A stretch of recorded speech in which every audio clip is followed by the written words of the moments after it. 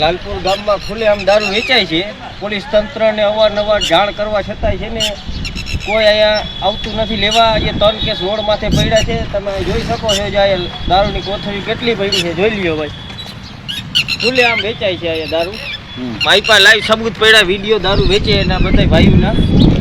આમ જો દારૂની પીધેલી હાથમાં બાઈઓને બહેનોને નીકળવું હોય તો કઈ રીતના નીકળે આપણે જોઈ શકો. તમે જોવા ખુલ્લેઆમ પડ્યા છે.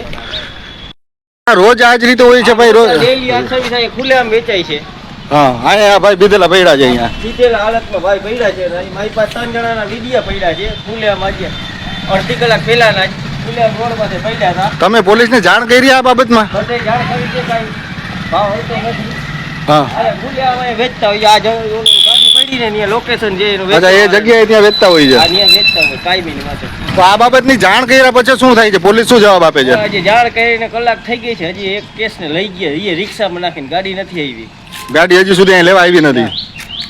ઠીક છે, તો મિત્રો આપણે ખુદ અત્યારે જાણ કરી દઈ પોલીસને કે અહીંયા આ લોકો અવારનવાર પીધેલી હાલતમાં આ રીતે પડ્યા જ હોય છે. આ વિસ્તારમાં દારૂ અહીંયા વેચાય છે નજીકમાં, છતાં પણ પોલીસ કાંઈ કરતી નથી એવું કહેવાનું થાય છે ભાઈનું. અહીંયા પીવાવાળાનો ડર છે. હા, આપણે પીવાવાળાનો ડર છે. પીવાવાળા શું કરે? જ્યાં સુધી વેચવાવાળા વેચા રાખશે ત્યાં સુધી મળશે ને. દારૂ વેચશે ત્યાં સુધી મળશે ને. ક્યાંથી? અહીંથી ગામમાંથી મળી ગયો? ગામમાં દુનિયાનું નીકળે છે.